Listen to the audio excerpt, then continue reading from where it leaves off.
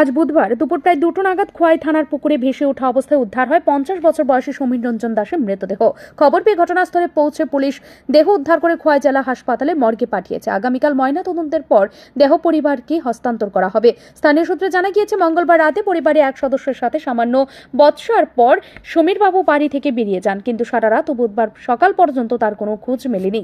দুপুরে এলাকার কয়েকজন কিশোর স্নান করতে গিয়ে মৃতদেহটি ভাসতে দেখে চিৎকার করলে গ্রামবাসীরা জড়ো হন। পরে পুলিশকে খবর দেওয়া হলে দেহ উদ্ধার হয়। এই ঘটনায় এলাকায় তীব্র চাঞ্চল্য ছড়িয়ে পড়েছে।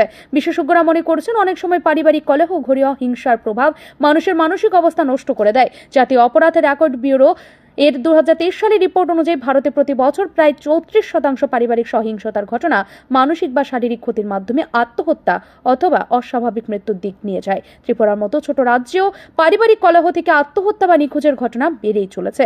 সমীর রঞ্জন দাসের মৃত্যুর পেছনে সঠিক কারণ এখনো পরিষ্কার নয়, তবে পরিবারের ভেতরে বিবাদের সূত্র ধরেই তদন্ত শুরু করেছে খোয়াই থানার পুলিশ। ময়নাতদন্তের রিপোর্ট আসার পর মৃত্যুর প্রকৃত কারণ জানা যাবে। এই ঘটনা আবারও স্পষ্ট, ঘরোয়া হিংসা শুধু পারিবারিক শান্তি নষ্ট করে না, প্রাণঘাতী পরিণতির দিকেও ঠেলে দেয়। ব্যুরো রিপোর্ট, ঋদ্ধি নেটওয়ার্ক।